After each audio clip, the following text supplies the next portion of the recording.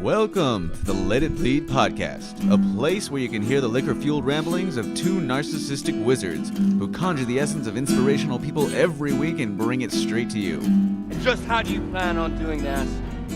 Magic. Motherfucker. And now for the wizards themselves, David Amaya and Phil Arroyo. Every time I hear that cracking noise when he says magic motherfuckers, I want to just grind my neck back and forth, and then I do it and I was like, oh, that feels good. Every week as we do these intros, I'm like, oh shit, I really should edit that down and make it a little cleaner, take out the background music and fix that little cracking sound. And then I forget by the time we finish the intro, and then I remember as soon as I hit record on the next one. So one of these days it'll sound pretty clean. Yeah. Clean is the word of the week for me because I feel like that's what I am becoming now. Well, yeah. I mean, not clean in any sense clean, I still party and do that kind of stuff. But I'm saying in terms of doing that deep cleaning that you need to get done that you hold off all the time for everything, everything that you're supposed to be doing, but it just accumulates and you have it there and you're like, one day I'm going to get to that. Those days that you finally get all of those things done. For me, it's a few days. I'm almost done with it. But it's years of shit backing I up. clean my car, deep clean my car, and everybody man. that's seen my car knows I don't clean my car. That's pretty incredible. I've seen your car. Yeah, it's ridiculous. It's just easier most of the time to leave shit in there whenever you do all these events and whatnot, and then you just don't even know what the fuck's in there. It's crazy. But I finally cleaned everything, and now my room, I was doing the surface clean that I usually do, but I decided to keep going fucking deeper and went in and grabbed every, as I was telling you before, I have 6 wine keys, 12 rulers. I've got 20 different, screwdrivers for whatever reason. I don't have anything to screw it. How did I get all this shit? Why do I have They all just this? accumulate in your drawers that you have around there. And I'm trying to clean up my space, and I gotta say though, I feel so much better. It's the greatest feeling, isn't I it? patched my tire that I've been riding around with a nail in for the last 3 weeks. So dude, basic stuff to get you back to normal. Basic but shit. God, it feels nice when everything is just kind of clean and laid out. And hey, speaking of clean, because I think there's so many things that we could, be aiming to be clean. It is spring, spring cleaning. It's a time for that. And so if you're looking for a cleaner vaping experience, like what I did there? I like what you did there. Then this is the episode for you. That's right, you guys. We have our dear friend Ryan Douglas is back on the show with us this week, and he is here to talk about his new project that we didn't get to talk about last time. It's a whole business that he has launched, and I've actually been with him every step of the way, helping him out with so many aspects of the marketing, the branding, things like that. Yeah, it looks great. Oh, thank you. Yeah, I mean, he came to me, he had there's a hard deadline from the FDA when you had to submit your labels for your vape company. Yeah. And so he came to me less than 2 weeks before that deadline. He's like, hey man, do you think you could help me out with some labels for my bottles? Sure. And then he explained to me everything that had to get done before that day. And I was like, are you fucking kidding me? You're just thinking about this now? Oh shit. And so we fucking just went to work, man. I'm talking, we put in 30 hours in 3 days. Yeah. It was 24 hours in 2 days, I think, to actually get things all done and situated. And then, we just kept grinding those out. And we've been working together ever since, because as I was helping him out with this, I started learning more about, the company, and I was seeing how much, passion he had for it and how much devotion he had towards towards the ethos of it, and how, big of an impact something like this can have on somebody. And I was so sold on it. So I've been with him. Well, in so many ways, man. This is your project as well. It's part of your thing because you've been devoting your time. I mean, it's his vision, but it's just as much part of your baby that you're creating all this stuff with him from the beginning, because that's a lot of shit. It went from labels to website to the whole marketing plan, and now I do his marketing. I do most of his, and it's taken off. It is fucking taken off. I've got to say, that's one of the things that we talked about with him, and I've talked about it before with Mackenzie about how they just have taken off. Out of all of our friends that are kind of doing, we're all kind of playing around with a lot of ideas that are going to come together, no doubt. But it's from the time that he kind of realized I want to do this, to the next thing you know, to it being done. To it being done. It's been a beautiful thing. I feel so much ownership in this too. Just for being with him for so many steps of this way. So every time I see all those numbers going up, it does make me really happy. I've been dying to get him back in here so we could chat about this, and that's what we got for everybody this week. Yeah. So we're gonna go ahead and get into that with him right now. And before we do, he dropped a little surprise at the end, but I'm gonna kind of spoil it here.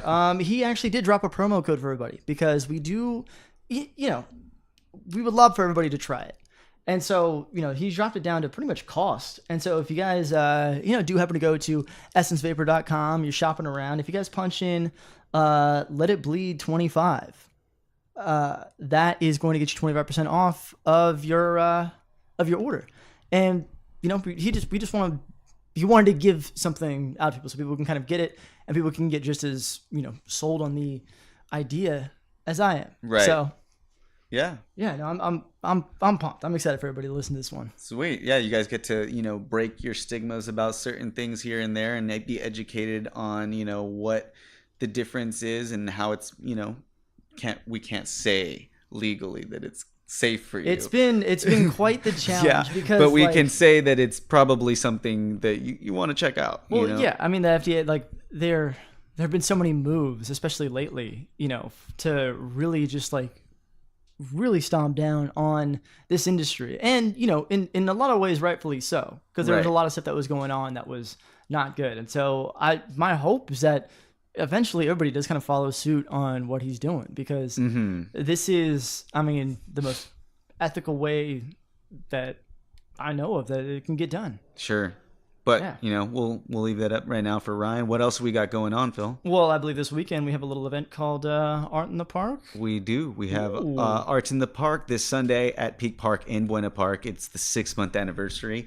Teamed up with RGL, the Regal Collective. And we are going to be doing some pretty kick-ass things. I don't want to give too much away, but, you're just going to come like any other time, enjoy nice day in the park with a lot of other people. But you'll have other cool things like mannequins to paint on and, so many exciting new things that we're kind of doing to add value to this, and we want to grow every time. And so that's why we wanted to jump in on this, team up, throw some more ideas out there, and hopefully make this build into the best one yet. So please come down, bring anybody. We're family friendly. It's a real good time. You'll want to keep coming back, I promise you. Aside from that, anything else? Aside from that, make sure that you guys follow the show on however you get your podcast. Make sure you subscribe so that you're getting us to your phone every Thursday. And make sure you're following us on social media as well to keep up with all the happenings. And that is at Let It Bleed Cast on Facebook, Twitter, and Instagram. Myself, you can find me on Instagram at Nobody Cares Phil, and you can flip that at Phil Nobody Cares on Twitter. Yep. And Hood Rat Stuff with 3 Fs is my personal Instagram, or you can go ahead and follow me and like the art of myself and my friends at Psychedelic Lions Den, psychedelic_lions_den. That's the one. Sorry. Anyways, I've had enough talking. Let's go ahead and get into this with Ryan here. Fire away.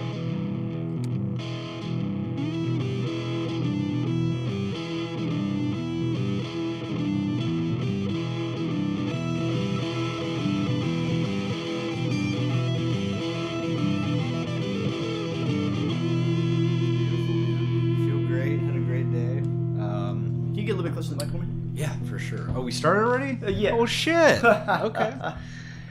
Good day starts now. You've done this before. Long day, and but I still got you. Right? I know. Second time here. Thanks for having me back, guys. Absolutely, man. Man, shit has just been crazy lately. So much has happened in the last 6 months. New business that I'm anxious to tell you guys about. That is absolutely right. Yeah. Just found out my wife and I are pregnant, Kenzie. Hey! So yeah, super stoked on that. If we had an audience, they'd be applauding. I'm gonna insert the applause track. I always think it's funny when people say my do wife it. and I are pregnant, because that means she's pregnant, and then you. Hey, guys are I'm having pregnant a too, baby. motherfucker. I mean, you do I like have the to go through all of the stuff with her. As a good husband, you're going to go through all the aches and the pains and the hormonal changes. Absolutely. You're gonna feel the effects of all of that as well. Absolutely. In every way. And I'm not going to get myself in any trouble, but there are a lot of things that, Already. Oh my gosh. Oh my yeah. gosh. And for those of you at Cravings. home, Ryan is absolutely glowing right now. Yeah. Oh yeah. Yeah. Yeah. You We're look so radiant. happy. Thank you. Thank you.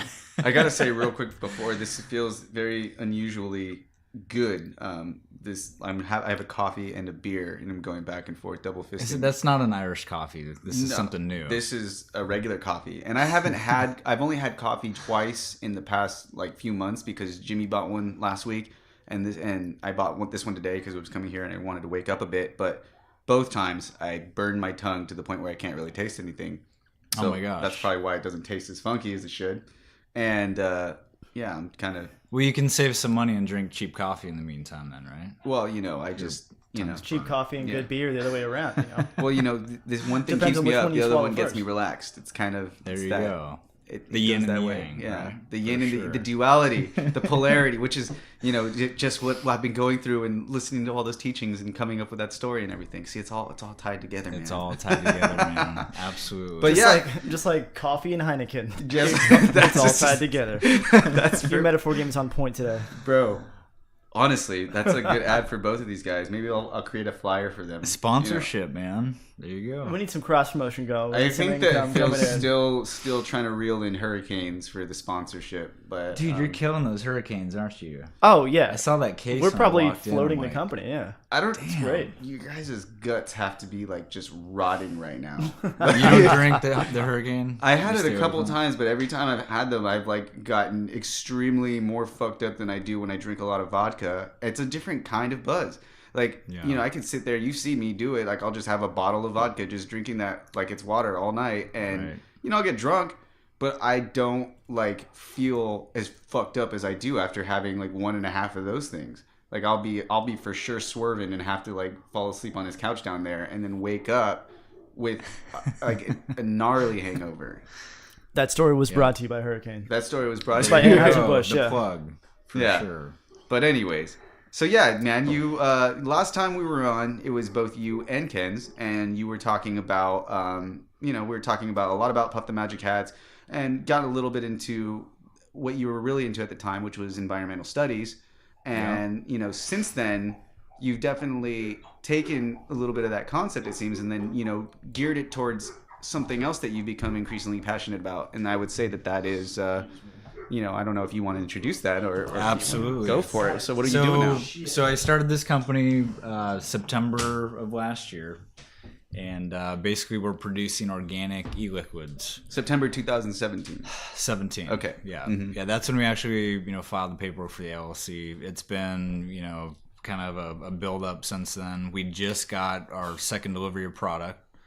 And shit's kicking off, dude. Phil's been helping me out with graphic design and web design, all that good stuff. Yeah, it's been quite the adventure. But it's been so quick though. Like, in terms of like startups for people, with ideas in the group, it usually takes a lot longer than that. And still most of us don't have an LLC or, a website and product actually. It's just like ideas and designs. And that's kind of it. Well, I can attest firsthand that this dude has worked his ass off to just get going. Yeah. Man, because It's been a road, man. it is a hell of a road. Like, because we're starting basically right after the FDA kind of really started to crack down on all of these, vape manufacturers and stuff like that. So you're seeing shops and all these fly-by-night ones, people just making, juice in their trailers like it's meth or some shit. Right. Yeah. They're all kind of shut down. And now it's a very rigorous process to get through to the FDA and, just to abide by all their stuff. It's a wild frontier, tapping into these things. It's like people getting into anything that, we're constantly having to keep up with, and for them to regulate and for them to decide what's healthy and what's not healthy, because in the business, this probably is the most difficult part, I would say, of the business for you, is competing against the people who are, they don't care about what's good or bad or what's unhealthy They for you. don't. And they, it is about turning, a fucking profit, it's making a profit off of tobacco and stuff. We need regulation in the industry because, like Phil said, there's these fly-by-night companies that are popping up. They're just trying to make a cheap product and a quick profit. So we've really taken a lot of time to develop the best product that we can. We're using all organic vegetable glycerin. We're using organic flavor extracts. They're all certified organic, and then we source the nicotine that's actually produced from organically grown U.S. tobacco. and they use a supercritical CO2 extraction process, which eliminates all the toxic kind of byproducts and all that good stuff. So we really took a lot of time to source the best ingredients we could, and I think it shows in our product for sure. Yeah, and especially with everybody, all these concerns rising about it now. The FDA is really cracking down, and every other story is they're trying to say like, vaping is dangerous, and this is the way everybody should be doing it. Like making sure that the process is clean, making sure it's regulated, it's sufficient, and that's that's really taken to the next logical step of like what it should be. Yeah. Well, you even have some juices that don't have nicotine, right? We do. Yeah. We do. So we produce, there's 4 nic levels in each flavor. Right now, we currently have 8 flavors. And so we do a 0 milligram, we do a 3, a 6, and a 12. So typically people, that have just quit smoking or trying to quit smoking, they'll use like a 6 or a 12. People, that still kind of want that nicotine buzz that have already quit, they might use a 3. And then, people that don't need the nicotine at all, they've got 0 available to them.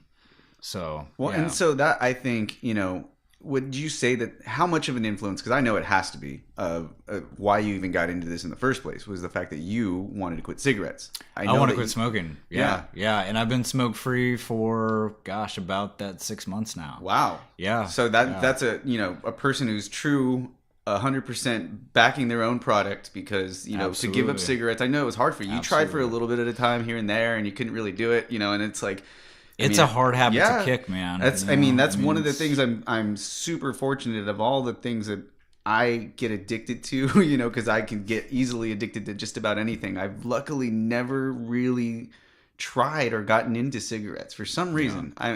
Because it would have been, I'm already broke, going and spending like it's expensive. How much even is it more these so days? now.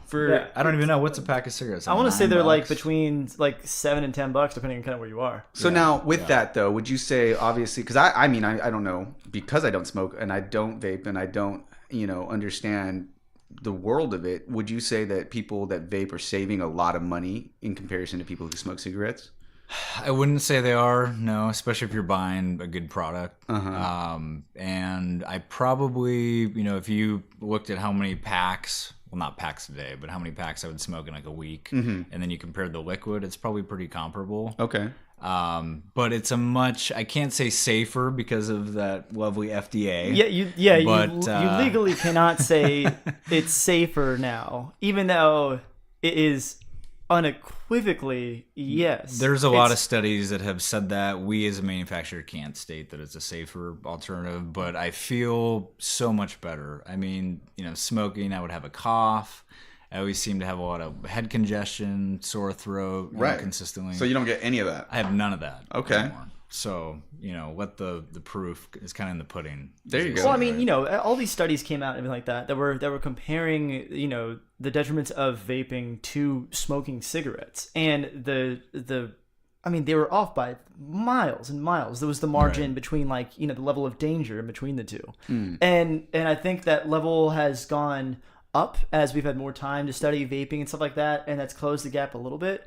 But as far as I can, from what I've seen, as somebody who's not, speaking on behalf of them, that is, it's well, it's cigarettes. They say when you burn a cigarette, there's 4,000 chemicals that are produced. Yeah.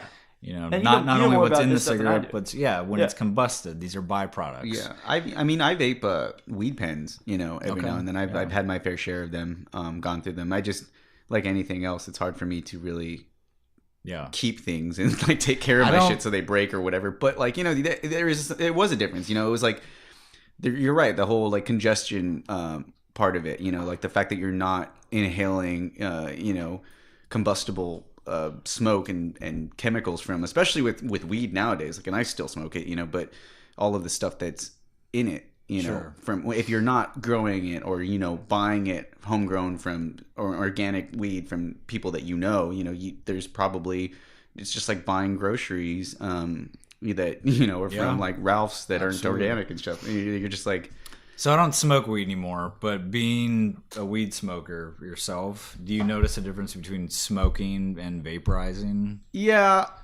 mainly with the high more than anything, because that's something that someone like myself would focus on more. It's like Right.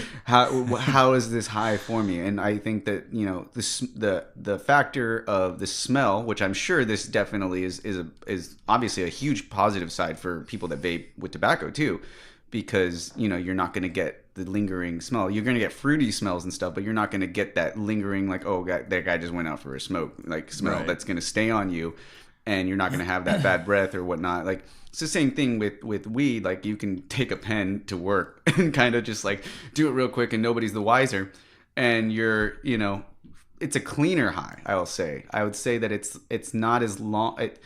I don't know. It depends, because Yeah. I've felt it in different ways, but it goes away without me like coming down. Like with weed, and my problem is that I'll smoke it, and once I start smoking it, I want to get here, Right. and I'll just keep smoking and smoking and smoking, taking the fattest rips, and then I'll just like end up coming down and wanting to go to sleep later. It's Okay. like I want to get here now, and then I could ride it out for a certain amount of time. With the weed pens, I could be at work and do it, and then be high or be, feel It's more good from it. elevated But high. Than well, just you being- feel good, but you don't really. It's more gradual, I think. I don't know, and it varies from person to person. I think it's very convenient to have. That's interesting. In a lot of situations to have the pen, and yeah, I think that it doesn't make me as tired. Okay. So Yeah. Well, I think that depends on the strain too. There's True. all sorts of different Indicas ones. It's not too. necessarily like the process that gets it there. yeah. I think there's definitely that convenience factor, which is why I love it. Or having it portable, being able to go somewhere, Right. take a couple hits before you go into the movies and things like that. That's always Right. nice. And now, since I started working with Ryan here, like I was not somebody who vaped, and I didn't really get it, because I used to smoke hookahs and stuff like that, and I smoked cigarettes. But See, I never got that. I don't like, Never a hookah guy. No, my friends all were, and they would hang out there all the time, and like I kind of got it, and it was cool, but like I didn't even smoke a lot at the time in high school when everybody was doing that. But when I, when I started smoking weed and then there was hookah, I was like, why would anybody go and pay all of this money to do hookah when you could just that buy was a the gram? cool and, thing, But man. it's a- in high it's a school, social the thing. hookah Yeah. bars. Well, I know smoking weed with my homies was social too. We'd go around to the house with the bong and do it, and just make sure that we, that back in the day, it was so much more of a thing. Like it was like when I first started smoking, it was like, shit, I'm okay. We're going to his house. We're gonna stay there all day.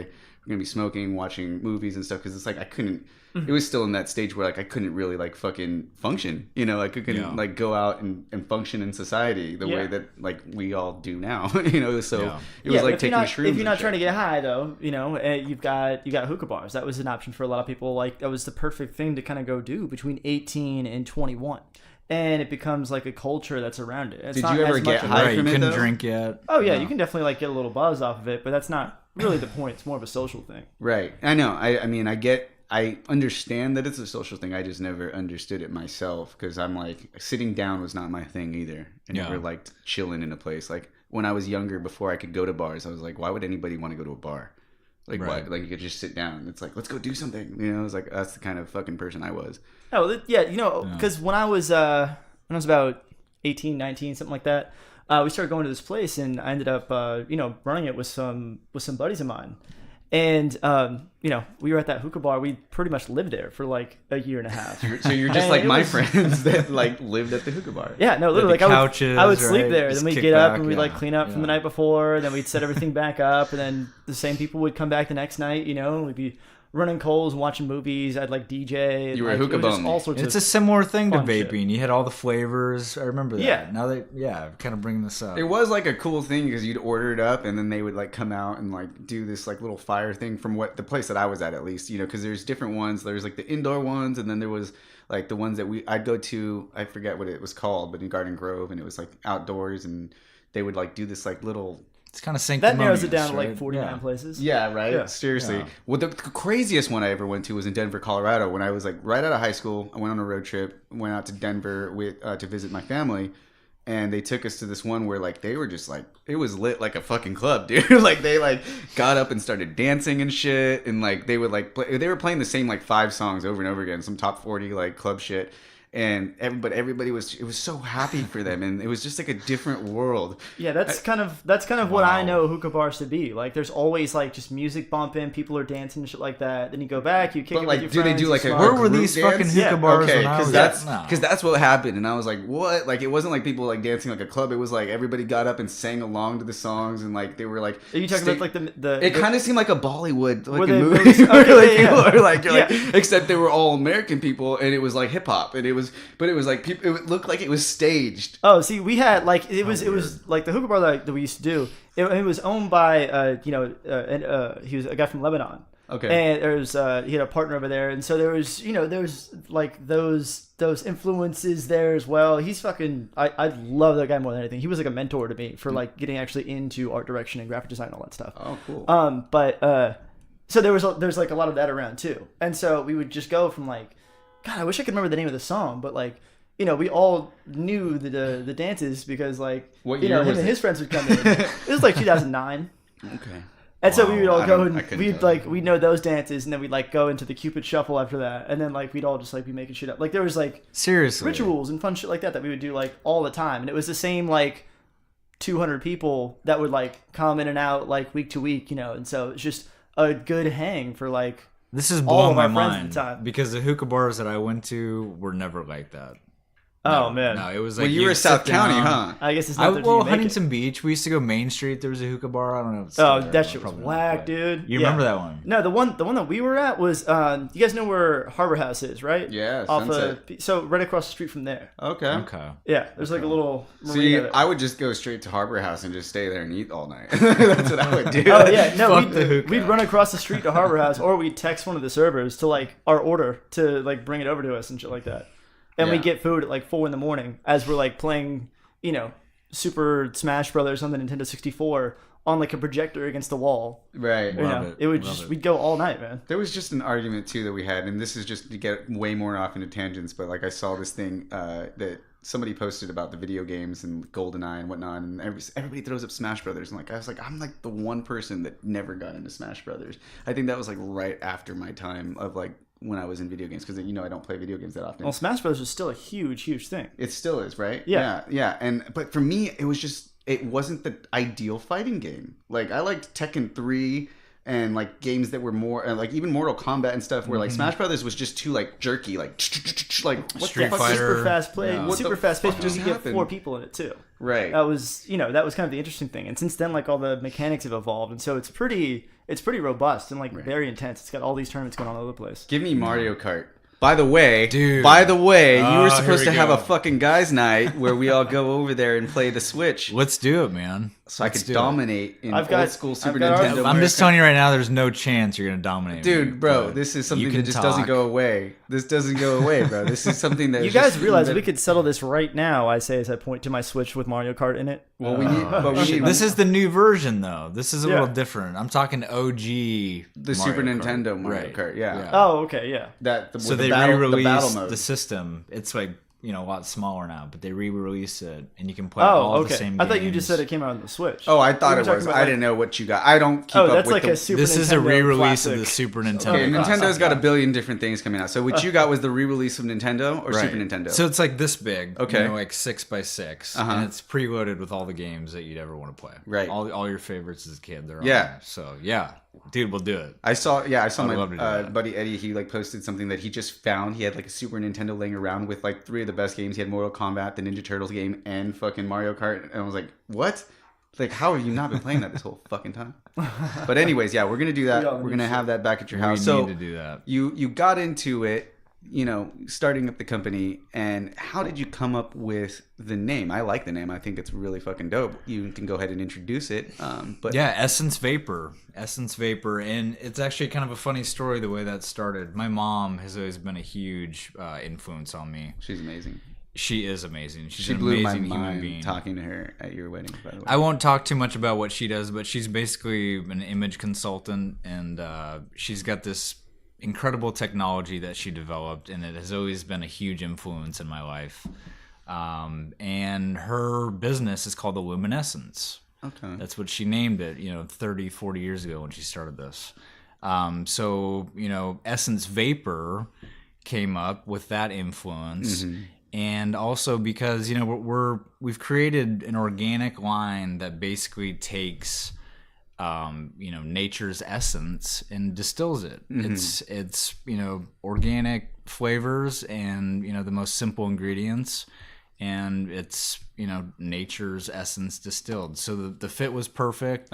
Decided to use that name, and I can thank Mom for the influence on that. I mean, I think it's great because, you know, I'm kind of like snooty when it comes to, you know, names. When people come up with names, sometimes you're just like, oh, like, yeah, that's just not gonna go, you know, and, you know, very particular about that sort of thing. And it's simple, but it is straight to the point, and it does represent everything that I, you know, get from you about the company, about what you're going for.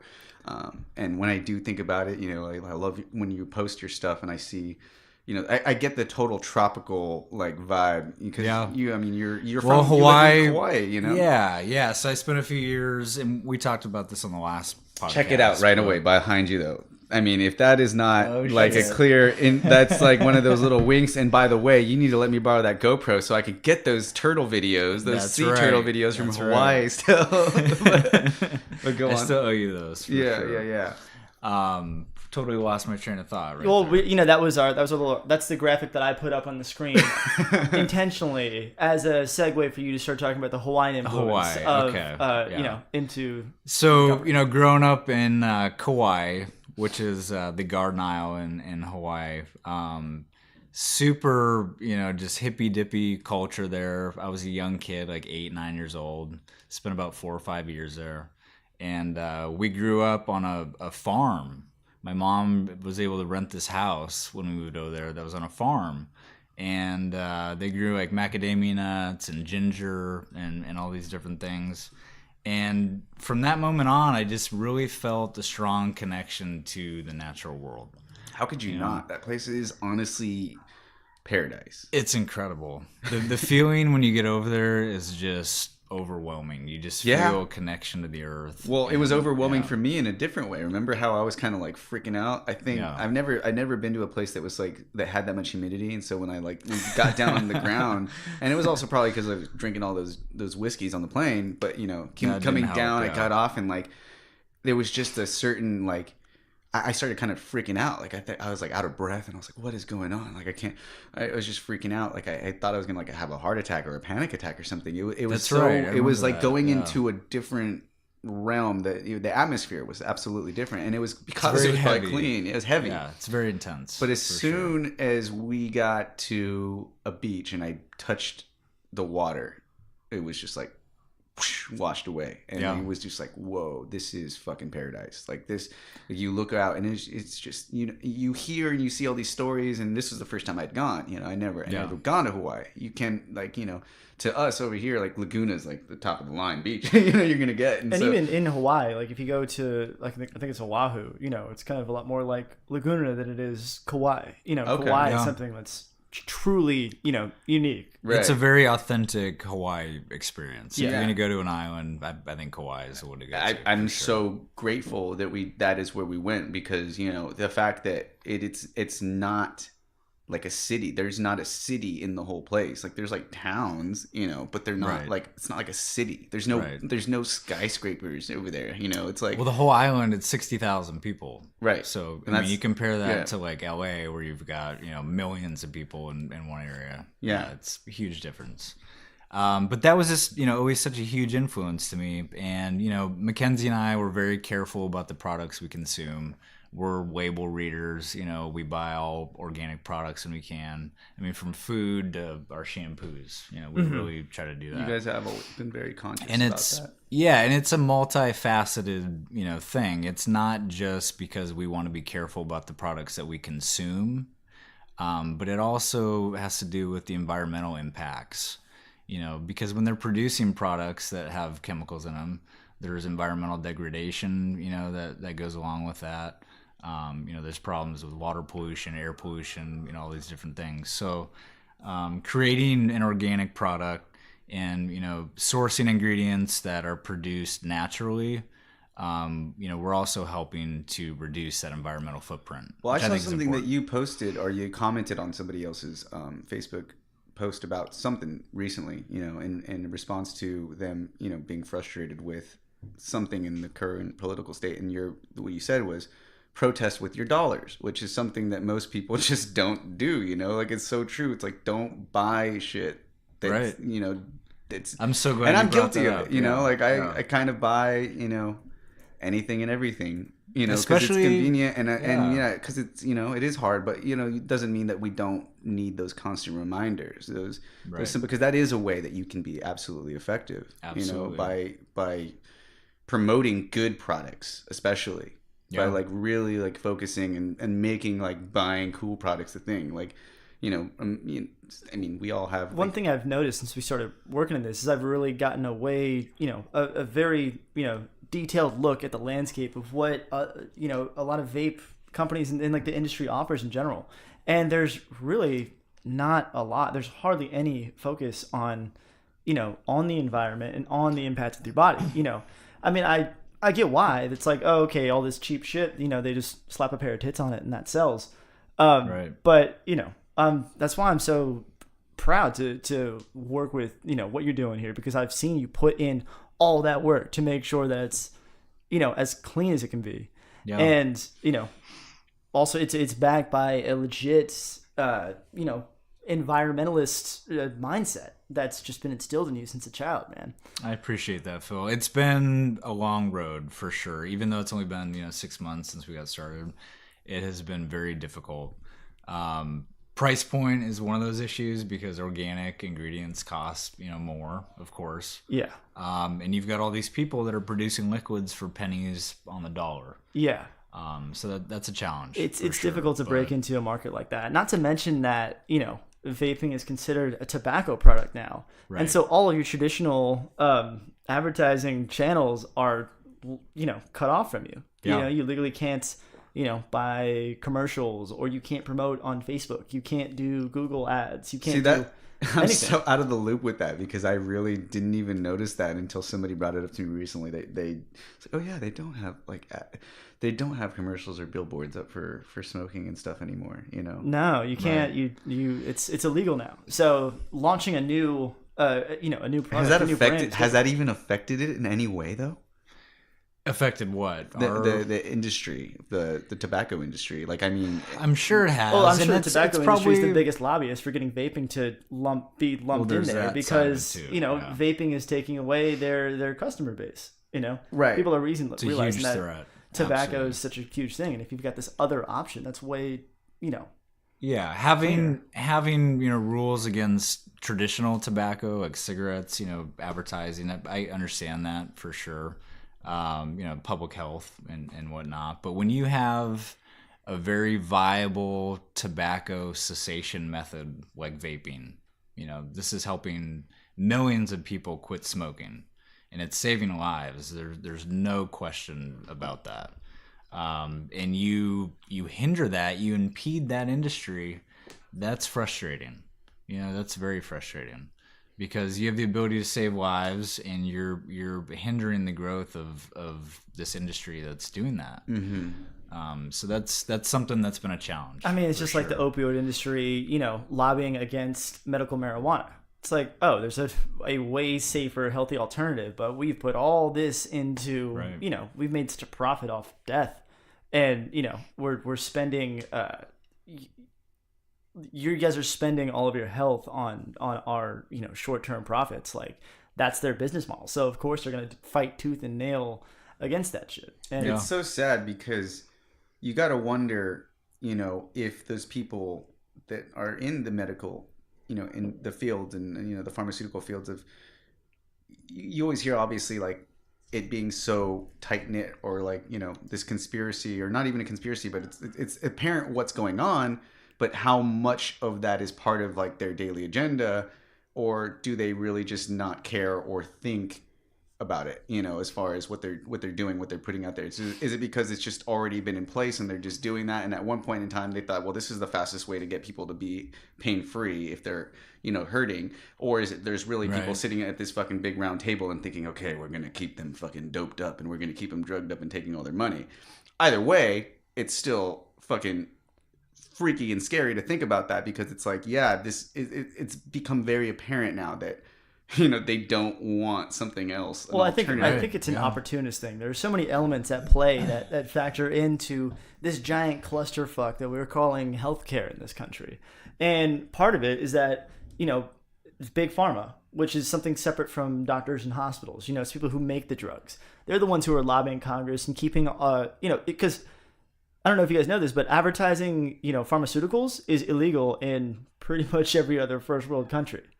Like, Canada and but they also England go to the hospitals and the doctors. Isn't that the thing that I'm talking about, where they go and like they have reps that that's pay off, like, I obviously think doctors. that's the other thing that's really kind of fucked up, is that they can give kickbacks to doctors, or they have big old retreats and they have no spending limit. And so, they're like, oh yeah, come on, we'll give you like a, steak and lobster dinner with like, $700 champagne out in, out in this foreign vacation that will take care of you, just so we can talk to you a little bit more about our product and stuff like that. Like, it's a whole racket, and they get these kickbacks, and it's crazy to me. And the way the system is set up too is that, like, if you don't try everything, you open yourself up to a lawsuit if you're a doctor, right?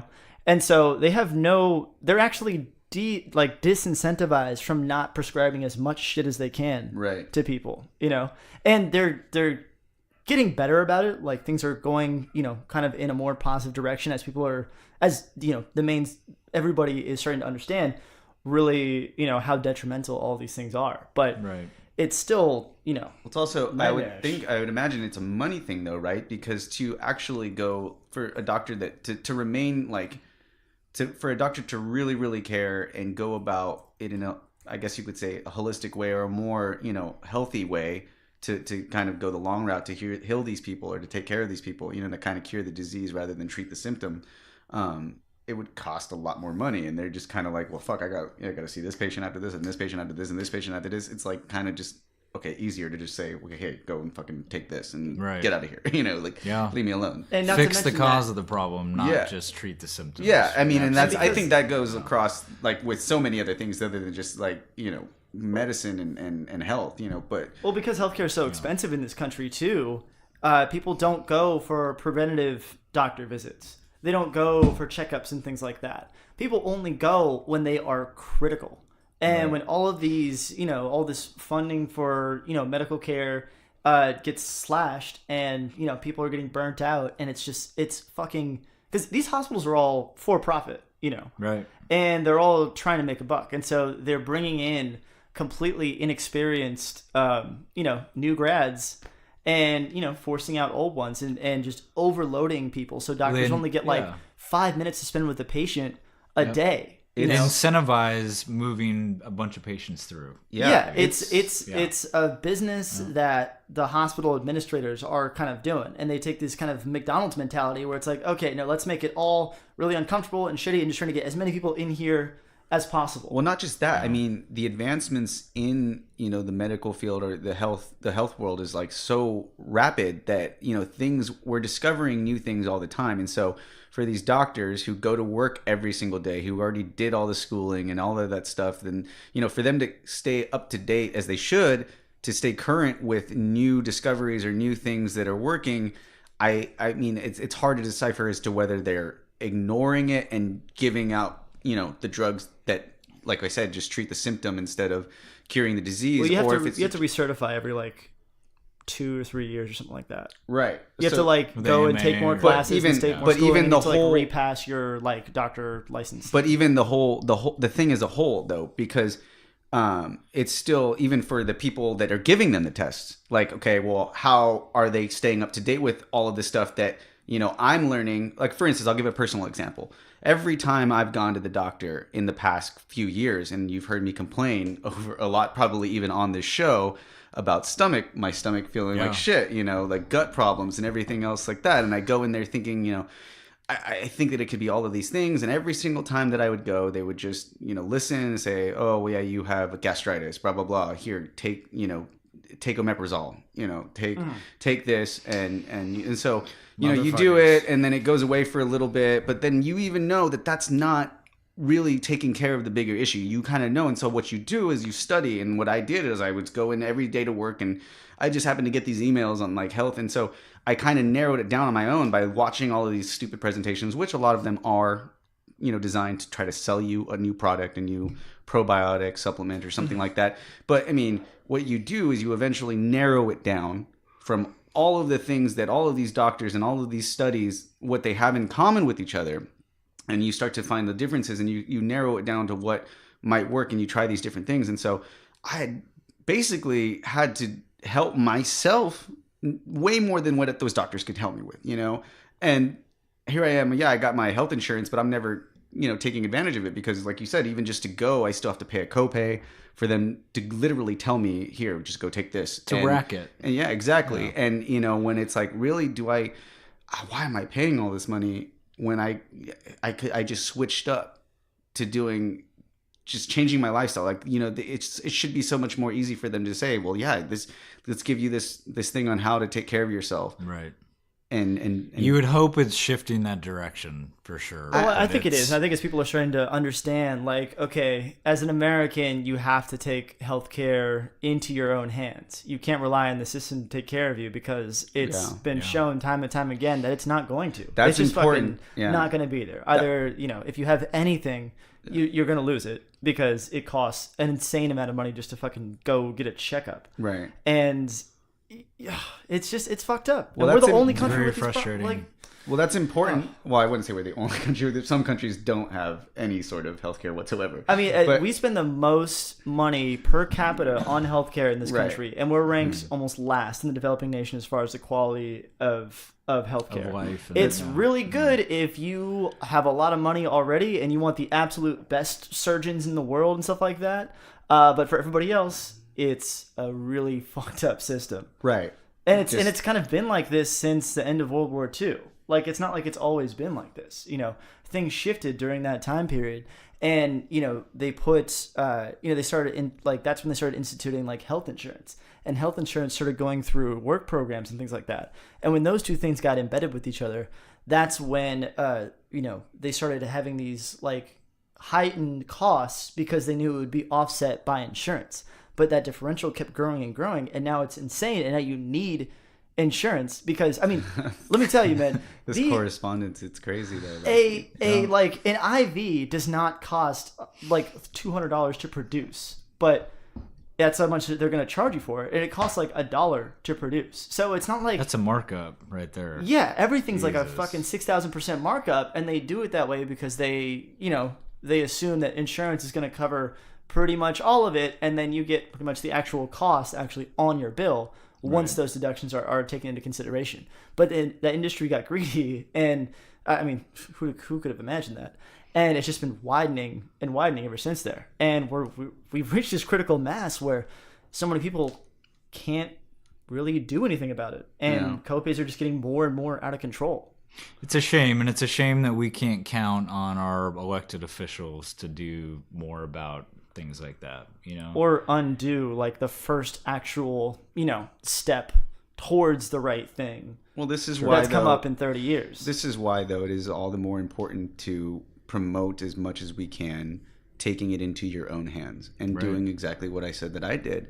And not to say that I don't have a long ways to go, but I did change a lot through just caring and giving a fuck about it, rather than just waiting around and thinking like, well, I'll go, and then there's like, if they tell me that I'm good, then I'll just be like good until the next time I feel like shit and go in there and hope that they tell me that I'm good, all the while kind of hoping that they tell me something's bad so that I'm not just thinking I'm crazy for feeling this sort of way, Sure. And then you when you go in and you take it into your own hands, it will. I mean, there is a cure to cancer, man. There's cures to all of it. It's taking care of yourself from the beginning. It really is just not consuming all of the things that we've consumed our whole lives blindly. And it's hard to say because people, it was unprecedented. They didn't back in the day have all of these preservatives or make things on a mass scale like in factories like that. It was everything was home cooked and farmed and raised, and people once fast food came into the picture, and also just farmers using pesticides, and I mean it took a long time, and it was so gradual over time that people just kind of didn't even realize it. They couldn't imagine that, like, oh, it's all the shit that you're eating. And then Right. still to this day, people know and they don't care enough because why? They're fucking addicted to it. They're Right. hooked on it. They need their sugar. They need their fucking processed food. They need that instant gratification of Sure. filling your stomach as soon as you get hungry. And a lot of it has to do with cost too. We And that's a huge- Americans, and I mean across the world, we've all been very spoiled. We can get things so cheaply. Everything costs close to nothing Cheaply because and we're quickly, yeah. yeah, because we're chemically producing things. We're using cheap ingredients and we're paying less for those things. But that kind of ties back around to the voting, with your dollars thing. We have the ability to say, especially, with, our elected officials not doing things for us that we might wish, we can, make change with the money that we spend. We can spend the money and spend maybe a few more bucks on a higher quality good, something that's maybe more natural, and improve our health and help inflict that policy change. And that's with everything outside, even outside of the health industry too. That's with every clothing and merchandise of any kind. If you buy from local freaking people who care and who put their heart and soul into something instead of some cheap piece of plastic that somebody worked 2 pennies for an hour for overseas somewhere, but we're all guilty of it. This isn't like to seem holier than thou and say like, oh, if you're doing this, you're a terrible person. Right. Just we kind of definitely accept are it. because everything is so entrenched, and I think that is the biggest issue. That's preventing any like real significant change from happening quickly. Is that these industries, sugar, even big farming, not big pharma, big farming, like Monsanto and those guys. I mean, don't get me started on they those guys. own the patents to like all of our vegetables, so we're only getting one. Like it is insane the level of stuff that they've kind of been allowed to do. Please. Yes, please. And that kind of goes with a lot of other industries as well. You can kind of use that same thing in that they've been established and they've shut the door for competition. Yeah. It's in their best interest because the corporate model about constant growth and always having being able to show exponentially building profits has kind of caused them to go, all right, well, I guess the next way that we do this, because we've exasperated all of like the wholesome models, okay, that wasn't the right word, but you get what I'm saying, is to start screwing over the little guy. It boggles my mind, absolutely boggles my mind as to how like we ever let it, how it's ever been justified to allow some company to patent a seed. Patent a seed and to say you have to use this seed.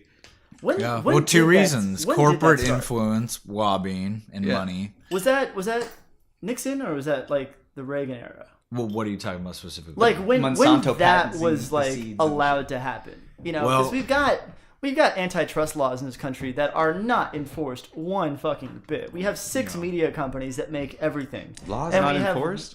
Yeah, and we have one like farming company Big that makes surprise. everything. Well, I Yeah. wish they wouldn't enforce the cell phone ticket laws because I got one fucking today.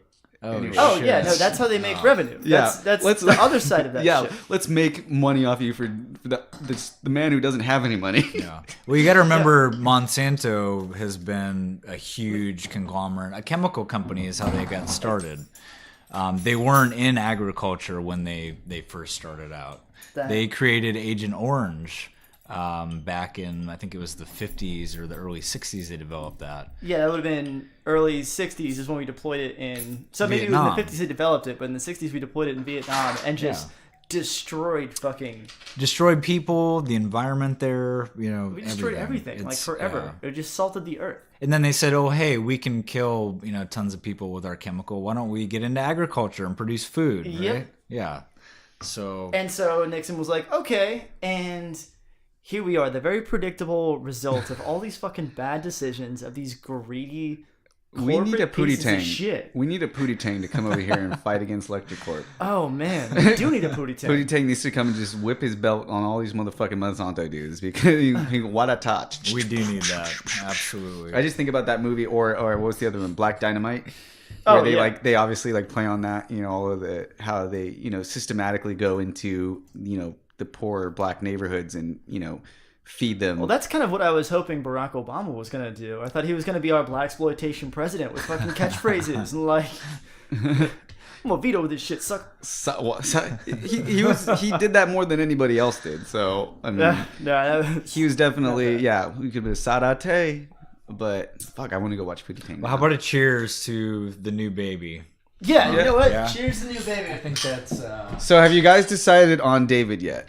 We have not. Because actually, that was the first What name that we spelling of decided David? we would not name the baby. So no, we were saying how funny would it be if he was named David with all the other Davids that we have, and we could literally like write a sitcom based on our lives and call it Raising David, like 3 Davids raising David. How funny would that be? You just got all of us there raising David, like the mischief. It's like another like hangover scenario, basically. You know what I'm most excited about having a baby, though? I got to be honest with you guys.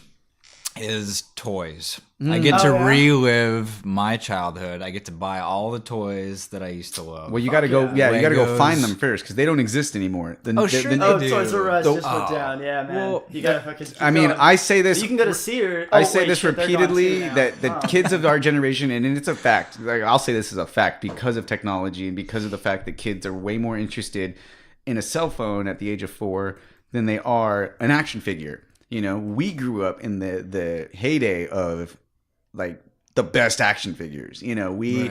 I mean, they might say obviously the origins of like G.I. Joe and He-Man and Star Wars toys was the best, but we had like that middle ground where we had those and we had the best of like all of the toys, action figure wise, anything you could think of, handheld things. And I was huge on that. Like I mean, that was my whole life, and I love toys, but they don't make them the way they do anymore. Even McDonald's, Really? no, they don't, not at all. Can I provide like be the voice of positivity Yeah, on please, this on this please. one here? Because I think your kid is probably going to be just in time for augmented reality toys.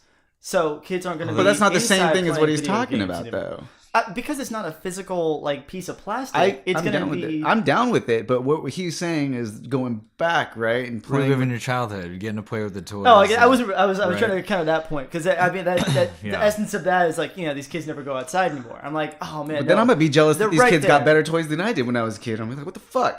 Well, yeah, no, that's definitely going to happen. Yeah. So you can start your grudge against the youth now. Times Just have get a head changed. start. There's Remember no back doubt in my about day, that. we had to pull, yeah. It's, I constantly had to try to remind myself not to start becoming that person. Like anytime I see myself just being like, not liking, because there's a lot of things I just don't understand, like new trends and of music and things that are coming out. I'm just like, I can't. I just leave it alone. I try not to. Well, it makes to you get- sound old, right? Well, yeah, because you realize that that's what you're becoming. You're Yeah. you're And that distancing everybody yourself. has been saying that since 1000 BC. Like, Right. oh, these fucking kids, they don't understand. But on and the they're same gonna right. ruin That's the world right. this Yeah. next time. See, but the thing is, even though I don't think that they're gonna ruin the world, I still just don't get certain freaking trends. Like I just don't understand it. Like I feel like I'm pretty open to stuff that's cool. Like Yeah. I'm trying to be like like I can see what's cool about it, and I just don't see. I'm just like, what the fuck are you guys? You're doing? right. Mackenzie's sister, my sister-in-law, she just had a baby, 3 years ago now, 4 years ago. So he's getting to that age where he's playing with a lot of toys. But he seems to be on that iPad or the iPhone more than, he's playing with the action figures or the Legos and stuff like that. So, and my phone's going off. It's interesting how things change for sure. And it'll be cool to see, when our kid, is that age, how things are. And Yeah, I 10 think years we're from really now. close, man. I just got back from the Game Developers Conference in San Francisco last week. And, some of the stuff that I saw there is nothing short of incredible. Right. Man, they've got so many, VR is getting even crazier than I could ever see. I saw my first set of like VR that was legit just wireless VR. And so I'm like, okay, that's like, I think to me that's the next step for like getting these things together. But augmented reality like Pokemon Go, that was a huge thing, and they're still building on those kinds of concepts now. And I was talking to somebody from Google about their Maps API that they're opening up for gaming, and so that means that they're opening up all the information that they have on Google Maps and allowing people to develop games using all that information. And so people can make games that span the entire world, that go kind of wherever you are. And stuff like that gets me really fucking excited. And so, I mean, I think there was this window where video games and iPads meant the kids are all inside. And I think there's going to be a lot of stuff coming up in the next 10 years that it's actually going to get kids, outside running again. And video games are, you're going to have to be athletic to play video games at some point because they're fully physical. Like, you have to do stuff now. It's not just, nerds in their basement. And another positive side to it that I'm just, kind of accepting, I guess, and admitting is that we're talking about the environment and saving the environment from not having to use plastic for toys. Plastic and all kinds of other stuff to mass produce these toys that are just going to get pushed away. That's a good point. What's really interesting was, so I collected a lot of toys, and I wasn't how the many type. Ninja Turtles are in the trash island in the Pacific? Right. So so that's what I'm saying. Like, okay, when I was a kid, I played with my toys. I wasn't one of those people that like saved them mint condition in their freaking packages at all. Like, as soon as I got a package, I opened it up. What kind of psychotic kid actually did that? The 40-year-old virgin. I'm sure there's a lot of people like that. My brother was actually more like that. My brother was like the type of person that would get kids, I think that's just a different personality. Mine was like, let your imagination fly and open this thing up and play with it. Yeah. But so there was a comic book store that used to be over in Garden Grove for the longest time. It was pretty popular. It was called Mile High Comics. And when I was in junior high, I kind of got back into it again because the friends that I was hanging out with were very into comic books and action figures and certain things. So I got reintroduced into a lot of new stuff. But as I went into the comic book store, I started to see in like the used toy, like the glass cases and stuff, all of these toys that I used to play with, right? And I'm like thinking, as I'm buying these things back again, like rebuying toys, I'm thinking, honestly, am I buying back the toys that I used to own? Because where the fuck did they go? Yeah. What happened to them? One day, it was weird. Hey, like it's I possible. used to, I always say this about watching cartoons and going from like watching nothing but Nickelodeon to all of a sudden overnight watching like VH1 and MTV and like pop-up video and stuff, like growing almost overnight into this new, preteen, teen era of my life. And like the removal of toys from my life, like I just don't even know, like I can't even recall a point where like they went somewhere, like my mom might have taken them all and fucking sold them to this place. Sure stole them and got rid of them all. She got rid of them all, but like she might have sold them to this place where I'm rebuying them because I'm looking at them and I'm playing with them. I'm like, these look, I had this toy, and it's like, it's in Garden Grove. I'm sure that there was a lot of people that were doing that, but it's just funny. Like, you could also be looking at some kind of Toy Story situation here, where they came to life and they just like, well, he doesn't need us anymore, and they dipped out. That's what I'd like. Or if their action figures a little bit cooler, maybe it's like a Small Soldiers scenario. Small Soldiers, where like the tiny aliens came down and then they had to fight. Very they good just movie. take off.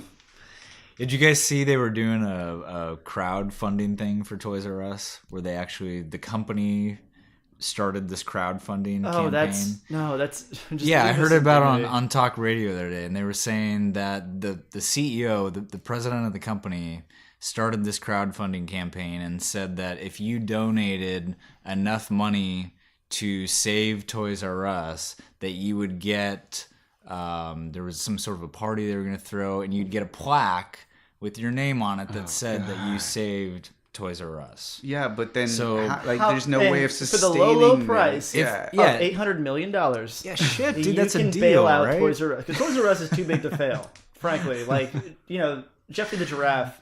I mean, he's tall. If that's not too Jeffrey big the to fail, I don't Giraffe, know what that's the hell right. Is, Oh man, God, bringing it back. It has to always it does hold a special place in all of our hearts. I think it's a memory for me that symbolizes freedom, or pushing the boundaries. Because the little story with me was when I was a kid. We were pushed to make Toys R Us like a historical landmark. Yeah, I know. This is my story for at least one of them. Toys R Us. Right? When I was a kid, we were only allowed to stay within our neighborhood. I'm talking young, like really young. Mm-hmm. Like you're supposed to stay within the neighborhood, like to the end of the block or whatever. You're not allowed to go that far. And so my grandma lived in this neighborhood over by the 22 freeway in Garden Grove, and then It's a strict chancla perimeter. I had that too. Yeah. So then there was she used a fly swatter though. Oh, okay. She used the fly swatter, not the chancla. But so she would take her naps while watching Days of Our Lives or fucking, Oprah or whatever. Mm-hmm. Who knows? So myself and a buddy of mine named Ricky, he was younger than me too. So I was like the older one in the scenario. And it was only like, I would say a couple miles away. But down harbor by Disneyland, there used to be this big old Toys R Us. And like that was like us breaking free and like getting away. Like we rode our bikes all the way over there. Like it was way beyond like, it was like in the Planet of the Apes where like you go beyond the what do they call this? It's like a Rugrats adventure. was It's like significant, fairly yeah. normal for most people, Yeah. but you're just like, whoa! It's So- like the first time in your Well, life. yeah, like, you're like a impact little on you. kid and you're like going and you're out in the free world and we got there and it was just like this thing, and I think that like we actually stole a toy like back then. Like that was our thing too. That was like part of the Dude. thrill of it all. Yeah. Well, it was very shortly after that. Did you make your getaway to Power Wheels? Right. It was very shortly after that there was another scenario because when you're a kid you go through those things where you have to learn your lessons and we all Sure. Well, we you all, stole those toys, and therefore Toys R Us had to go to business. So I That's- hope you learned your lesson. Damn. I Yeah, hope you thanks, feel, I Fugger. hope you feel shitty about that. We'll give you back the Blade action figure, I promise. But Little Ryan has to Blade suffer action now. figure. that's what my buddy Oh, that's took. Yeah, awesome. and so and then That's like he Blade took a 2. GI Joe. No, actually, I paid for it. He stole it. Anyway, it was shortly after that. Throw your buddy under the bus. Yeah, I know it was right. It was shortly after. No, convenient. he'll do it. He'll be proud to come in here and say it. He's a funny guy. But it was shortly after that like I got scared away from stealing anything because we tried doing it at a skateboarding shop one time, and we all did it, but the one friend got busted, and like we all made a run for it, and I was like so fucking scared and went home and like told my mom, and like ever since then I was just like not never I just don't steal, just like why like it's Well, you just- learned your lesson. Yeah, I Good feel for like a you. lot of people gotta get through That's that. important. You gotta learn that lesson. You gotta Unfortunately, get that. I still have friends that do stupid shit, and it's like, what the fuck Yeah. are you doing? Like, why? Yeah, I like- got that out of my system a long time ago. Yeah, justifying stupid shit like that. And you're just like, oh man. Anyway, so what do you have in mind? Like anything new or any projects for Essence Vapor or outside of Essence Vapor that you think you're going to be getting started on here pretty soon? Yeah, so with Essence Vapor, we just came out with 2 new flavors. It's a Amaretto cold brew and a luscious lemonade. And why don't you remind us what all the delicious ones that you had already offered are? Yeah, absolutely. So we have Lahaina Lily Koi, which is a like a passion fruit blend. Absolutely love that one. It's one of my favorites. We've got Fuji Apple Hibiscus. That one's got a Fuji apple flavor, kind of reminiscent of like an iced tea, a hibiscus iced tea. Another great one. Yumberry, which is it's kind of, I like to call it the trifecta. So that one's got peach, watermelon, and raspberry. We've got a menthol flavor called Arctic Cloud. And that one's organic mint and menthol. So those previous menthol smokers have something for them. We've got Hanoi Honey. And that one, that name That was my is favorite. very. Man. I like that one. You like the honey? Yeah, it's a nice, like, subtle, like, sweet to it, but it's got a Who little came bit up of with that. all these names, by the way? I did. You just Yeah, just by yourself? Okay, cool. Yeah, it's funny because, well, let me finish the flavors. I'll tell you a quick funny story. So Hanoi Honey's great. It's got a little bit of a sweet cream and that honey flavor. Really dig that one.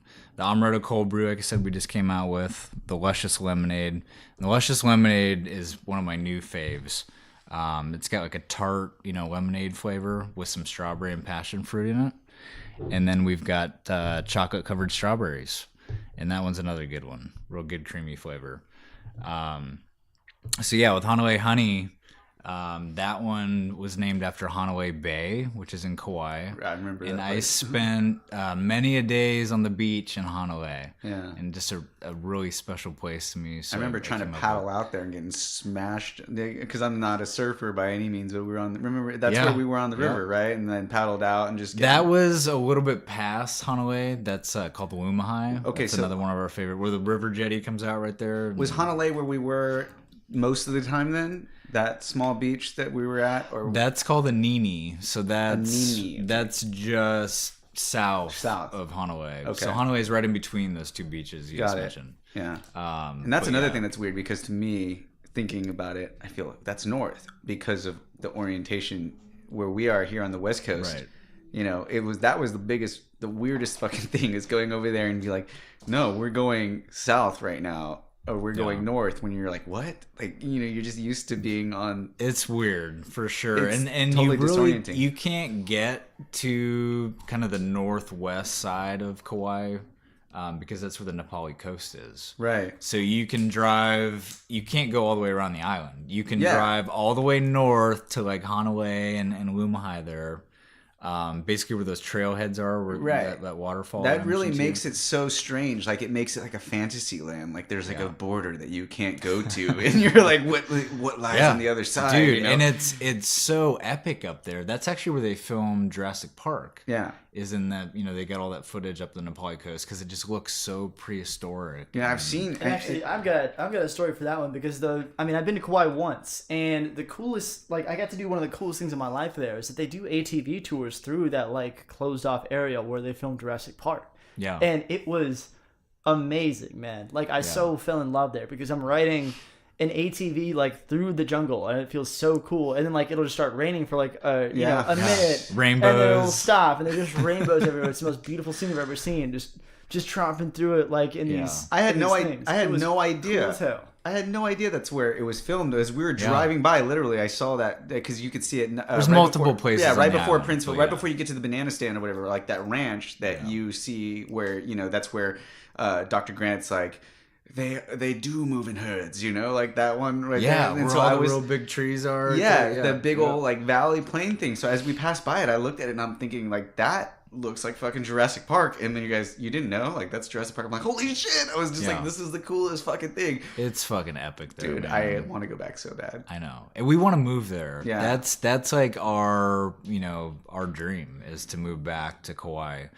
Still never seen any others. Like, I mean, in California and like I would say that the best I've seen in California as far as stars go, surprisingly, was in the Death Valley area, which is the lowest point, which is super strange. And they say that it's because of like the absolute no light pollution, which is also strange because if you seeing look, stars. yeah, seeing Okay. stars. Yeah. And then so also in like Montana and Washington is where like I've seen stars unlike any other. But there was still, it's a whole other different way of seeing it in Kauai.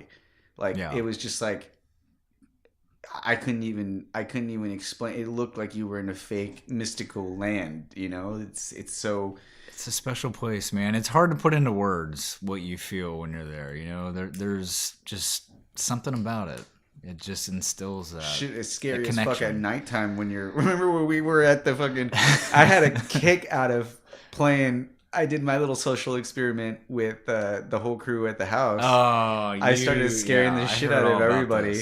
Yeah. So we get to we're staying in this big old farmhouse, and it's like 12 of us in this house, and there's no fucking streetlights or anything around. It's just pitch fucking black, and not only that, the house is like older, and it's like all painted all white and wood and creaks and stuff like that. You know, as you walk through it, and you kind of just get like this thing where shit, what was that? You know, at night when nobody's there. Yeah. And so I just started fucking around, and I started like I YouTubed like a baby crying or whatever, and like I would put my phone in a random spot and just let it go off, and like, you know, people are outside in the little sunroom, the screen room, and like it's like on the outside of that, and you just hear like this baby crying, but all you see out there is just darkness, and you're just like, what the fuck? And so it just became this thing where people were just like, yeah, no, I heard it too. And then they start imagining that they're hearing other things and they're seeing ghosts and stuff. And it was super funny. But then I started feeling like, wait, what the fuck? Like, it was super eerie and creepy. It's like, I don't want to walk out there. It was like the village, you know, like you're like, don't go off into the woods. Yeah, well, it's so dark there at night Yeah. because there's no streetlights. Right, You yeah. know, there's no infrastructure like that. It's roads and you. Uh-huh. You know, there's nothing like that. So you definitely you got to be brave at Right. heart for sure. Yeah, it's amazing, man. For Yeah. sure. We'll go back. We need to plan another trip back. I Kinda need like to I need to do some serious saving. As do I. I'm still paying my for gosh. the last time. Yeah, But enough that's of a the whole- payday loan shit that you got to like Yeah. finance this last one. Like get rid of Everybody- get out of your debt from that one first, Every- and then You're save 50% beforehand. interest. or... Everybody learns the valuable lessons in life through harsh experience, and that was mine. Here I was thinking I was doing the thing that, and I knew that it was a smile now, cry later sort of situation. I didn't realize how much of it. Pay attention, people. Like, don't try to go the easy route on things, and read the fine print. And so, Yeah. speaking of Don't make rash intense decisions. lessons that are hard learned, do you have any that you've learned in the whole process of doing, going through building a company, like especially one in this industry?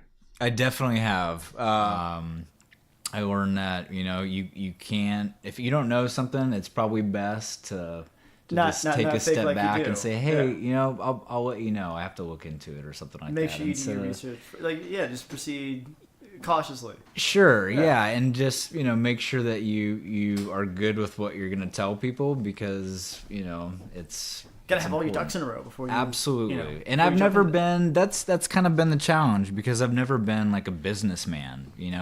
I worked in sales a little bit in the past, but it was, it wasn't like this. We were having to do deals and kind of, having to work coordinate out. stuff. Yeah. Yeah. That's the and tough so, part. You worked for a company that was established, and so you went Sure. out and you got, your commission for doing one singular job. Now you Right. have to do everything, and Dude, you I have to cover wear bases. all the hats in the company. You Yeah. know? So it's doing design work. I've got Phil to help me with that, but I've got to come up with kind of my ideas that I want to present to him. Right. The flavor development, I get to play like the flavor chemist. Right. I get to, do the marketing ideas. I get to go do the sales deals. It's, yeah, you're wearing all the hats, and to kind of be a one man show is difficult for sure. But fortunately, I have friends like Phil, who've been able to help me out. I've had some photography help from Jimmy, our good friend. And that's really cool, because You're starting to see how everybody can contribute to each other's dreams and Yeah. goals. And it because takes It's a village, beautiful thing, man. Any one of these ideas and industries, it does take a village, and I think it helps to be able to bounce things off of a community that is willing to help you wear some hats that you're not used to wearing. You Right. know? Right. And it's a beautiful thing, being able to, because I need, web design work, or I Yeah. need graphic design. So I can support Phil in his endeavors and help him And- grow his business and his skill set. And how also, much of this would you say, kind of was definitely inspired by the fact that, Mackenzie also is doing her own thing and pouring her heart in every little bit of every what she does into her business, and you're like, well, fuck, she's invested in that. I gotta, be into something, again, do something that I love too. How Yeah. much of it is like that? Absolutely. Mackenzie's a huge influence to me always, and seeing her just follow her heart and do, what she truly loves is absolutely an inspiration. Right. She just wants to create and make beautiful things, Right. and it's truly inspirational to see that. Yeah. Absolutely. I think I'm yeah. excited for her probably best creation to date, which is going to be, coming in about 9 months here. So. I know. The co-creation. It's exciting. Yeah.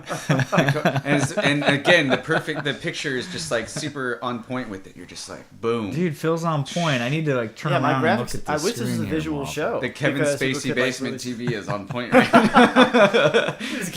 that's what, for those listening that have no idea of that reference, that's what is labeled. And I'm pretty sure that might be Breeze doing. No, right? that was mine. Okay. Yeah, I made my Chromecast because you have to say it's where the TV is, and Chromecast is Right. they're like, oh, is it in the living room, the bedroom? And so I there's a custom option, and so my custom. If I option woke was up Kevin here Spacey's and never had been basement. here before, I might think this is Kevin Spacey's basement. Yeah, I'm sure it's very nice and inviting, But there's also this button that I have under the computer that locks that door for there. All right. It's so crazy to think that she's creating a life inside of her belly. It's mind blowing, dude. A whole new consciousness, a whole new view of the Somebody world. who's going to completely, like as Louis Armstrong says it, we'll know so much more than we'll ever know. It's in, just in their incredible. time. You know, they're gonna grow up to be our age one day and just have so much more. You know, especially because of the projected advancement in technology that's out there. Like we absolutely have no idea what is possible Yeah. or capable. We haven't even begun to grasp it. And I think that it's very important for people to stay open because we're getting proven, we're being proven so often that things are just Yeah. not always what we think we know is nothing. It's like Right. even things that are tried, true, and tested are starting to be tested and challenged by even You're the right. smartest people. But all right, as we wrap up now, because we've had this great conversation and we're coming close on time, we want to just see if you have anything that you would like to say, any final thoughts about what you're doing, anything else that you're looking forward to, or advice that you might have to give to anybody who is starting a company of their own. Absolutely, yeah. Follow your heart, and do what is important to you. It's not easy starting a new business, not at all. But when you follow your heart, you're not working. You're doing something to accomplish your goals and to create and to make something beautiful. And I think people are gonna enjoy that because it's true to yourself and it's from your heart. And so follow your dreams for sure. And I did want to promote, with Essence Vapor, we're going to run a special on the website for the Let It Bleed podcast. Okay. Oh, So if you go to Essence, Exclusives. yeah, of course. So essencevapor.com, you go there, you can enter promo code Let It Bleed 25. We're actually going to offer a 25% discount Damn, on I see what orders. you guys did there. You guys are special, so for your audience man. only. Yeah, We're going to do that through the end of April. Quit smoking, all of our listeners. Buy Vapor. Buy it from Ryan right now. Oh, really? Like, these are good flavors too. Like, I've tried other vaping stuff, and I mean, you don't lose any quality in this. You only gain there's such a good. It's safe. It's something that you can I Yeah. guess I can't say that, but we've been He through this, said it. man. He I'm said it. telling you, I'm telling you guys, I can't implore you strongly enough to just to try this stuff. It's amazing. Give us a shot. We'd truly appreciate it. Like I said before, we're all organic flavors. We're PG free, so there's never propylene glycol in our liquids. There's never GMOs. There's never sugars. And I think we've got a great product. Love to have you guys try it. Also, if you could follow us on Instagram at Essence Vapor Co. We'd appreciate it. Did you by Instagram and chance? Facebook. Yeah, did you by chance get the approval to do anything at Desert Hearts? We did. Yeah. so- Yeah, I'm glad you brought that up. Thank you. So we'll be vending at Desert Hearts too at the end of the month. So April, both of you guys are going to be doing it. Yeah. You and her. Okay, that's awesome. Yeah. Because I was wondering, that's definitely a hard thing to get approved for, I would imagine, we had somebody help us with the approval process, Right. but yeah, Tesla. But not just, I'm talking about not just, for the fact of getting to vend at the festival, but to also be selling a product such as that at a festival, Yeah, they had to review it, but their vendor coordinator, Tesla, she, went through it and approved it. Her name is and Tesla? So, yeah. That's amazing. Yeah. God. Yeah. Yeah. I love it. Cool check. Yeah, totally. That's We're super excited. We love Desert Hearts, family out there, great community of people. Can we put and, Desert Hearts approved on the website?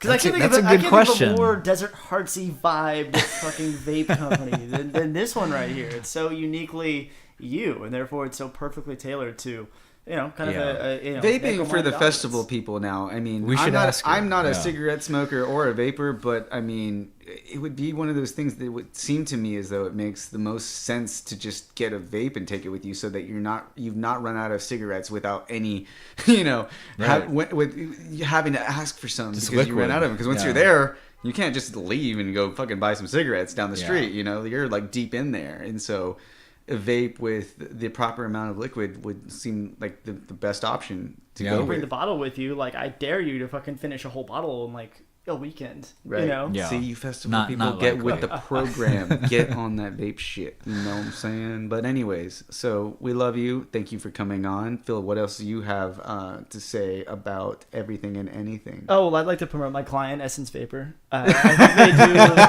a wonderful thing, and I you love guys you should try them guys. out. No, let's see. I've been, just been living the dream, man. Just plugging away, kind of making sure all of my people are taken care of. So, if anybody cares, they can go ahead and... Nobody cares, Oh, Phil. man. Shit. I walked right into that one, didn't I? Well, Nobody cares. if if you happen to come across an account called @NobodyCaresPhil or on Instagram or @PhilNobodyCares on Twitter, go ahead and follow that. And if you happen to hear about this podcast that I really like called Let It Bleed, I think it is. I think Let It so. Bleed. I heard it. Eat. Blade. Blade. Let It Blade. Blade? Yeah, Let It Blade. Yeah. I think it's Let It Blade Cast on Facebook, Twitter, and Instagram.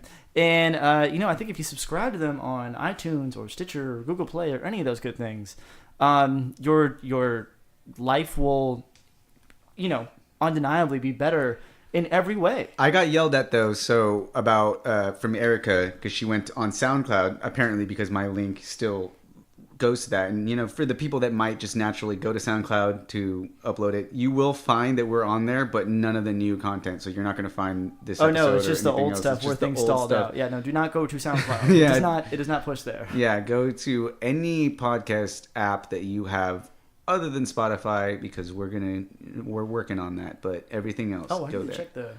check the email, see what how our approval process is going. Yeah, everybody write into Spotify and tell them that how much they need Let It Bleed Cast. Right, But to Jonathan Spotify @spotify.com. That's the CEO. there you go.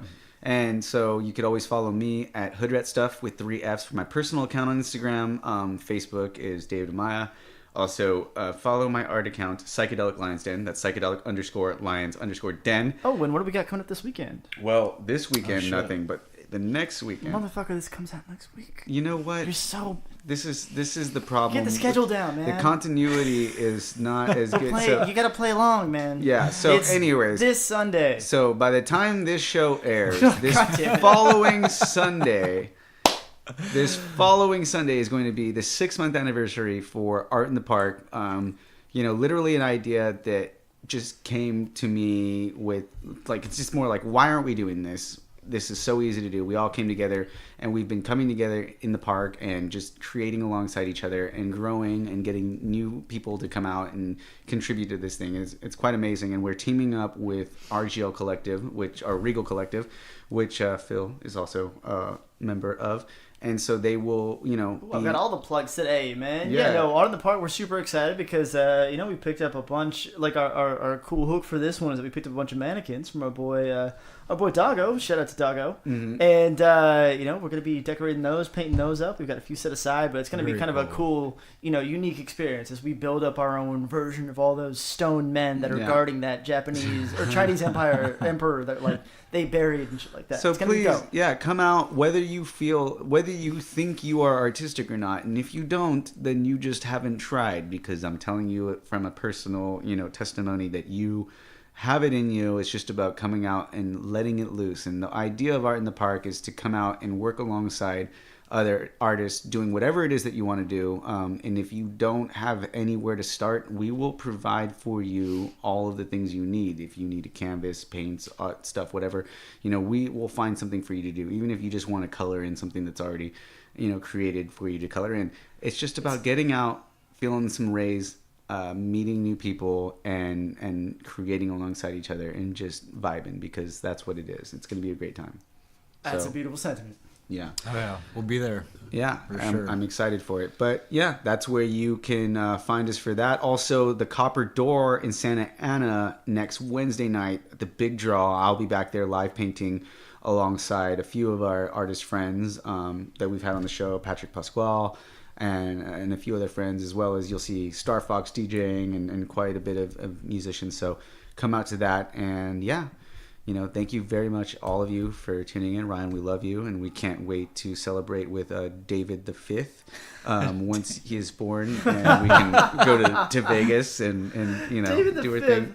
So, Oh man, you know, no matter what you name love this you kid, guys we're just gonna be too. calling him David the Fifth. yeah, even though there's only 3 Davids so far, somewhere there's going to be a David that fits in the 4th. Oh, wait, actually, no, there's a David now. Anyways. Talk to Mackenzie and Justin because they're next. Oh, really? Okay. All right. Well, yeah, we'll do that. But anyways, so we love you. Thanks for coming on and sharing with us what you've done, this amazing thing with Essence Vapor. And, you know, as always, to everybody else out there, we hope you got something from this and follow your passions and just let it bleed. All right. Love you guys. Love you too.